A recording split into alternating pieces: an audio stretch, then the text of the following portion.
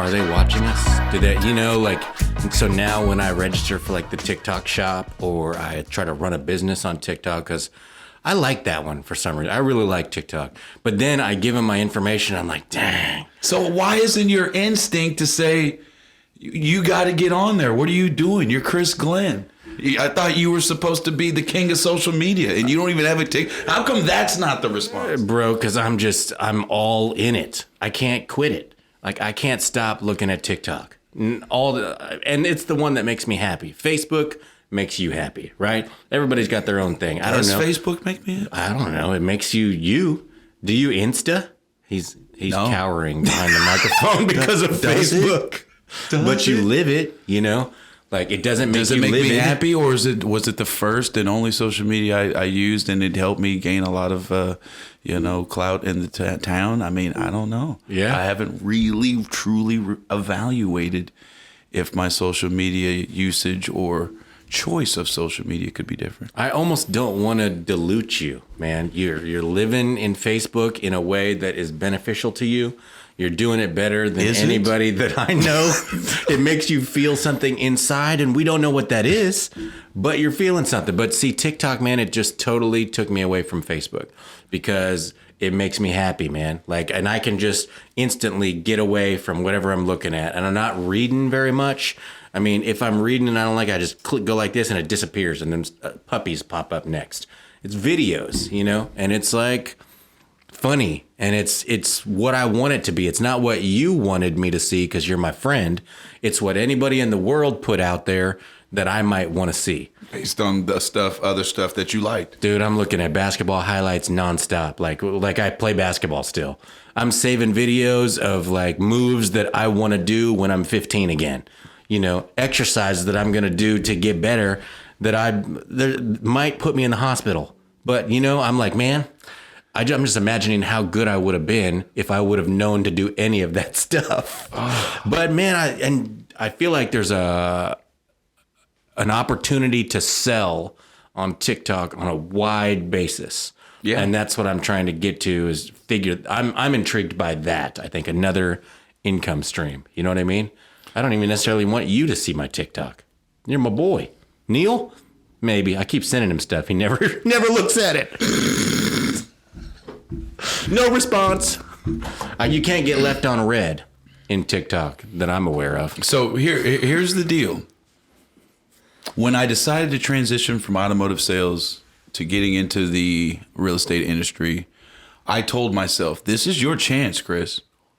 Facebook has brought you so far, but if you're going to go to the next level, it's time to start embracing other social media platforms. Yeah. So I created an Instagram account, which is the brother to Facebook, which really isn't, jumping out too much. Sure. And then I got a Snapchat account because at the time, 3 years ago, Snapchat was hot. It's because of the nudes. It may be. It may be. I don't know. But yeah, no. Here we are 3 years later, and Snapchat is not even on my phone anymore. And Instagram might as well not even be there.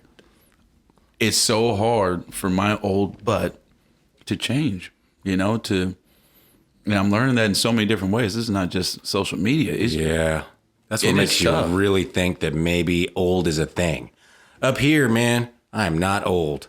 All this stuff going on here, super teenage, Yeah. I feel it. I mean, yeah, my body's sore or something like that, but I don't feel like I'm a curmudgeon or crotchety or whatever. But then when I try to change, like you say, or embrace something new or find the button, like where did they move the button? Any button, anytime on any website. I can't find it, dude. And I just ask my wife, 12 years younger, hey, oh, it's right there. They can find it instantly. They like grew up with computers in their cribs or something, or, Game Boy. It's probably a Game Boy in the crib. And that's why they know where buttons are. I don't know, dude. I got buttons when I was 6. Atari. Nintendo when I was 8, They had a button on the mobile, probably. It was like, you think? Oh, yeah. 100%. You're onto something. Okay. We ain't old, though. But what I will say is my My capacity to even want to try new things. Maybe I'm an old soul because I've always been that guy. I don't like, let me break it down. If there's a particular pizza place that is treating me right, I go maybe once a week. I know a few of the employees. It's a nice interaction every time I go, and they give us what we're paying for, and we feel like we got a good value. If somebody in my social circle says, you got to try this other pizza place because they are just killing it, I won't do it unless there is a hole in my world.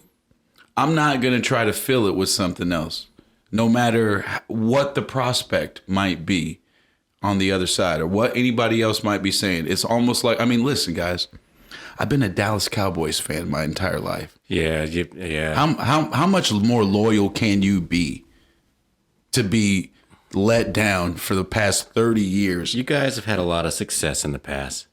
It was 30 years ago, and we have had nothing but hype and blown expectations ever since. But I'm the kind of guy You stuck with it. that's right. If you're filling that spot in my life, I'm not much of an upgrader. And if I'm getting what I need in a certain one, and once I realize I'm not getting what I need anymore, or maybe I was never getting what I needed all along, I will then reevaluate. But What about new? What about new experience? Like, do you need new experience? Because I do. Tell me. yeah, I like to experience new things in a sense. Like my newness Look at is his face, though. well, because I don't want to lie to y'all. I love y'all, okay, and I want to keep it 100 every time. The truth is, my newness is like I'm the guy that'll find 7 different ways to go to the same place, to the same 20-minute destination. Yeah. And that does something to me. I don't enjoy monotony when it comes to my traveling when there are other ways I can get to where I need to get. I love that. But yeah, when it comes to the core things that I feel like I need in my life, I get, listen, probably why I'm such an incredible husband. I've heard. Yeah. That's well known, everyone. I don't, here's the deal. Here's the other thing. Maybe it's my fear of decision making. Okay. Because if I try the thing that you're telling me to try and I do like it better slightly than the place that I've been going and have this relationship with. Yeah. Now I have a decision to make. Do I continue to get what I now know is inferior product or service because of the loyalty? Do I try to challenge these people to step their game up and to do what these other people are doing better? Or do I simply upgrade and change that department by 5 to 10 percentage points as far as my output and my happiness level over the service and the product? I don't want to have to make that tough decision. I really don't. And unless you put me in a position where I have to, there's no other choice, you've completely stopped serving the thing that got me to come there to begin with, I don't want to even know. That's just me. That's Yeah, it's going to tear you apart. Yeah. It's going to take away from other things that you need to be thinking about and accomplishing. And it's going to erode your relationships that you have with those people. I don't like to step on relationships either, Like if it's something like a title company, like in our business. Yes. Like that I work with this title company on a regular basis. They do everything right.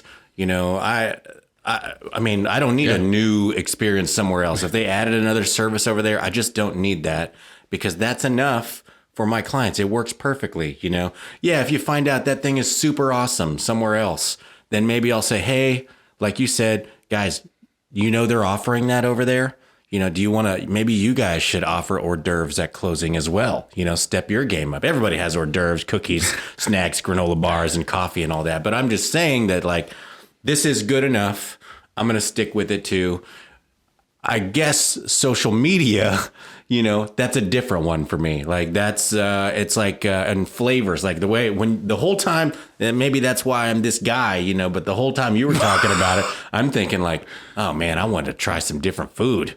I want to try some different, I want a different meal. I do want to go to that new pizza place because I need to know what that pepperoni tastes like.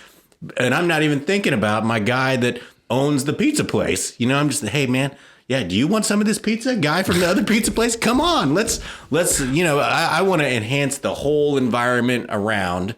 I want us all to know what's going on. And actually, if this guy over here is doing better pizza, it will help this guy. Maybe he's like, oh, well, now I need to step up my salad bar over here. I heard the salad bar over there is really great. So, but the decisions, like you're saying, going to the store, I can't even go up and down the aisles, dude. I'm going to be comparing the prices.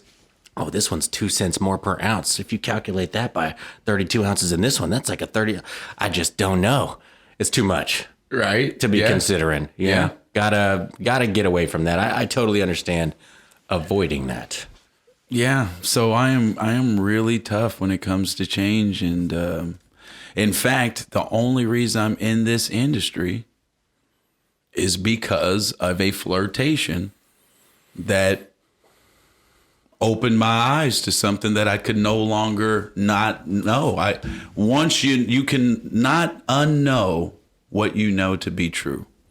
And once I started real estate investment, and once we started finding out how you can make money with real estate, the beauty of real estate and how it coincided with the sales aspect of automotive sales, which I had already been doing, and then some key things that were different, it was going to be known that real estate was going to be a big part of my future from that point on. And it was just a matter of time. It took the pandemic. It took us some time to pause, slow down, figure out what was going to be next for us. And we made the jump. But had I never gotten into real estate investment and gotten involved in some real estate transactions that weren't necessarily my own house, that's what changed me. So that's why and that decision to this day was still, even in hindsight, with the success that we've had in real estate so far, still one of the hardest decisions that took the most out of me emotionally that I have ever made.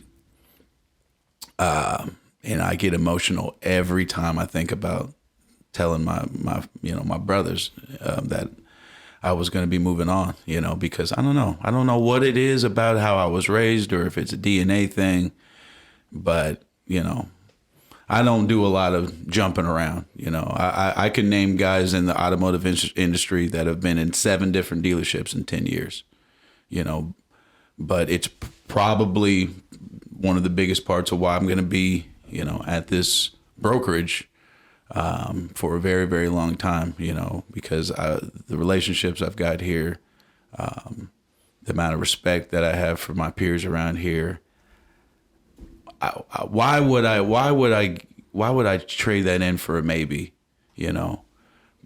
Could I definitely possibly make more money, going to some place that offers less services and charges you less sure. But I know what I have here. I'm in love with what I have here. Why would I possibly give that up on something that could be an inferior service at the end of the day? So I don't know. That's just how I'm wired. And the older I get, the worse it becomes, That's interesting for you to bring it around to that. And I mean, that's something I have feelings about too, because I've only been at 2 brokerages and I fell into real estate.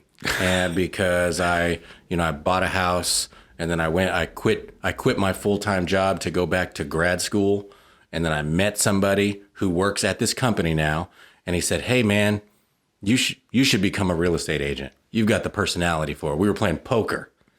Free poker at a bar, And so I said, yeah, sure. I'll give it a shot. Yeah, that sounds good.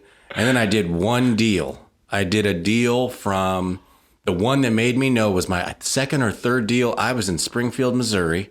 with a girl I was dating. I was staying there for like a week, and I put the deal together, wrote the contract, scanned it, emailed it, and all that from 4 hours away.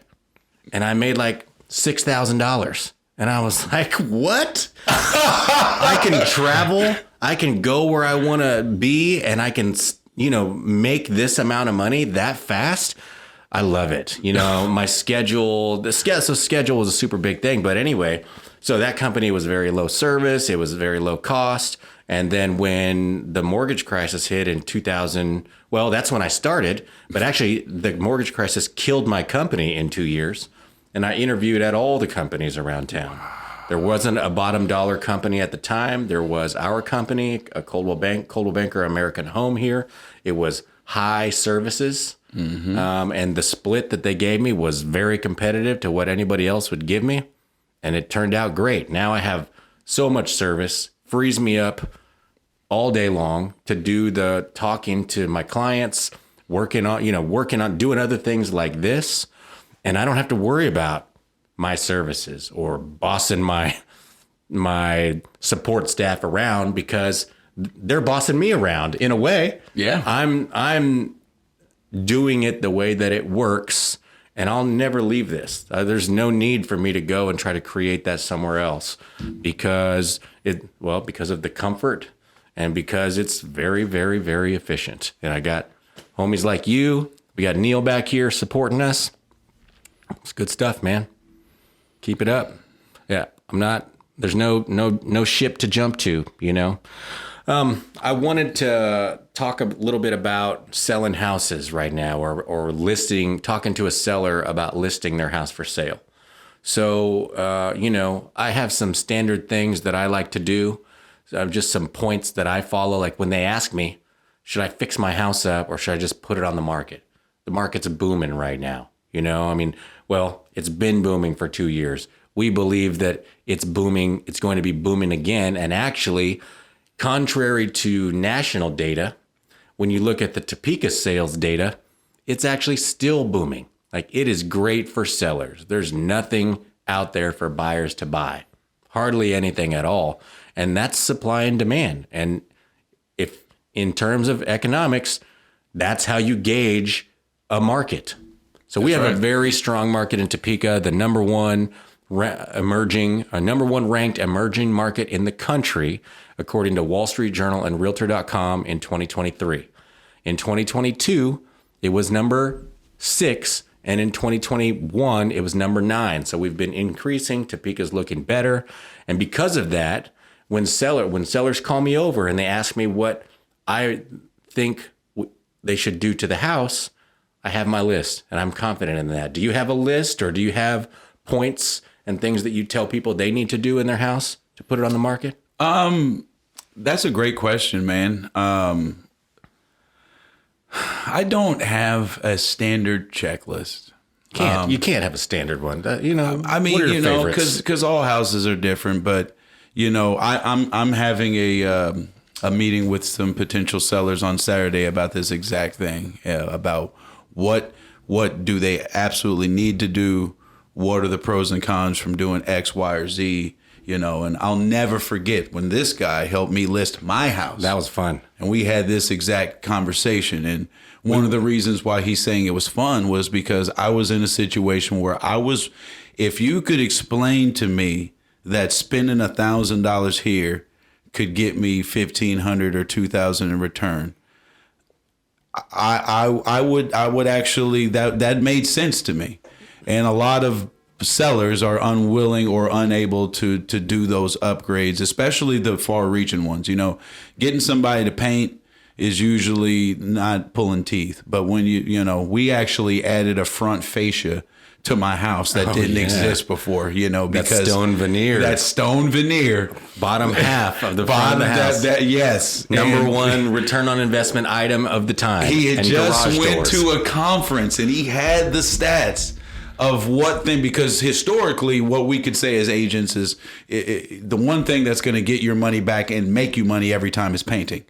But it turns out there's other little key things. It's luxury things, the appearance of luxury, taking something from one level to the next level in a affordable fashion. Upgrading the thermostat, upgrading the garage door openers, upgrading the doorbell. Yeah. Those 3 things. All you need is 3 things that are smart in your home to be able to call your house a smart house. Yeah. And still nobody's even really catching on to that. Nobody's even using that nomenclature. That was one of the first times that in our town that anyone had advertised that. I remember we had 20, 25 agents at the luncheon.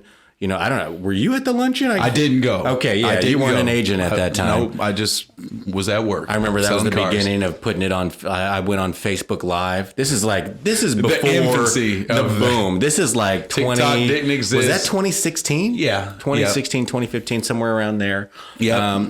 You know, another thing at that time was you could put on luxury garage doors, which is more expensive. Yes. But what it does, if you do that, if you drive through a neighborhood and see which ones have them as opposed to the ones that just have the regular door, it actually makes a big difference. It's like, whoa, that is a nice house, you know? Yes. It's curb appeal. It gets people to walk up to the house or see it on the internet and really like it. And so these are the things that we want to consider when we're talking to a seller. If they have the time and they have the funds and they have the willingness to try it, it pays off. You know, those things. There are other lists like that.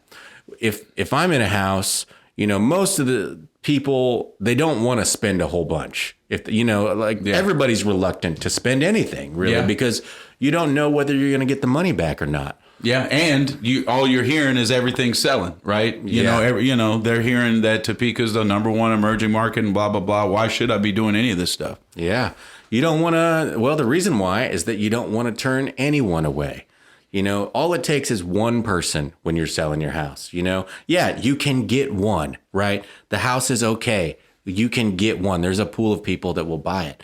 You want to increase that. You want to make it as large as possible so that they all know that the other ones want it too, and they don't have any doubt that the other ones want it, so they will pay the most for it. And then my strategy, which is different than a lot of people's strategy, is I know what that number is, and I'm going to try to push it even further. And I'm just going to try to get one person to really love it and pay a price that's higher than anybody else will pay, or maybe 2 or 3 would. Right, but that price is conditional upon following Luke's plan, yes, and addressing this area, and this area. Because if we're not undeniable, we're not going to pull that one buyer that says, "I don't care what the numbers say. This is my new house." Just this Monday, my contractor came in with me. He's someone who's remodeled my own house.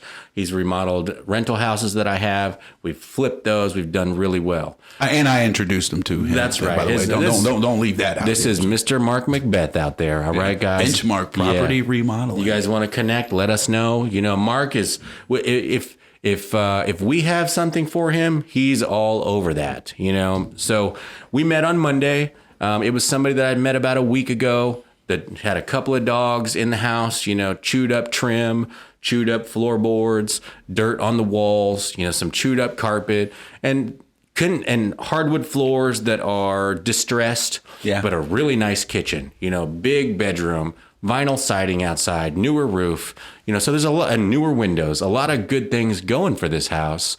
But these other things are a blight, you know, like if your floor is all messed up, I mean, yeah, it's a nice house and somebody can fix that floor, but in the price range of $200,000 and below, most of those people are using that cash for down payment and such, right? This is part of the motivation for what you fix.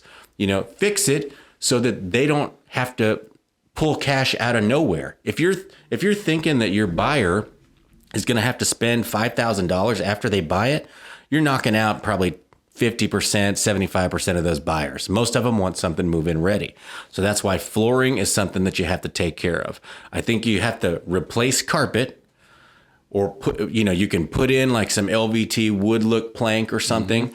It's interesting though, because hardwood, I don't think you have to refinish hardwood, you know, because hardwood it has some charm when it's distressed and people can still live on it. Yeah. If the carpet is dirty and messed up and, you know, like fraying out, no, that is ugly and they don't want to deal with that. Plus they're thinking, how dirty is this? Do they have little kids? So Carpet is one thing. Flooring. I think you need to replace doorknobs because it's cheap. Like you can get a pack of doorknobs for like $100 on Amazon. Probably take care of all your bedrooms. Hinges. Don't look at my listings and look at the hinges. We probably didn't change the hinges, you know. No one cares. Light fixtures. Very easy. I mean, you're talking. You can get a contractor pack of those for $100. That's right. You know, and if your house was built in the '80s and they're gold or brass, you know, that contractor grade stuff that from that time. Yeah, it's just a telltale sign, and that's something that people will see on the internet too. If they're looking at pictures and they see the gold and brass doorknobs, they're thinking this house is not updated. But if you've switched it over to brushed nickel or something like that, then it will invite them to come and look at the house and actually experience whether or not they want to buy it or not. Yeah. And then anything in the bathroom that's rusty, you need to replace that. Light fixtures, faucets, any of that kind of stuff. If you do those things and you paint the interior so it looks fresh and clean, people can take care of all the rest of them stuff or all the rest of the things themselves after they buy the house. Those are the humps that you have to get over. Would you agree with those? Oh, 100%. And there's one thing that we haven't talked about, but me and you have talked about extensively, and especially in a booming market. Does the value that you get when you stage a home professionally, is it worth the money, the time to actually do that when there are favorable measures when it comes to our market right now? But let's talk, number one, let's talk about why staging is a thing to begin with. Why do you need somebody to show you what the house could be when it's furnished? Why can't you just use your own imagination? Well, I'm going to tell you why. Because the amount of accuracy and brilliance that you strum up in your head when you're imagining something, as a human being, this is on a spectrum. And you have people on one side of the spectrum who have photographic memories that literally can pull anything into their head and just see it. Okay. And probably then you this have, guy. And then you have people then you have people who literally can't visualize anything. Yeah, the visualization. They have a name for that. It's called aphasia. But just because you don't go all the way to nothing, to where if I said, hey, I want you to picture SpongeBob SquarePants surfing on a pink ocean right now. If you can't do that, you might have aphasia. But I'll also tell you that there are people that are closer to that side of the spectrum that they can put some kind of a picture in their brain, but it's not sharp enough. They need help. And these type of people have good jobs and they make money and they have families too.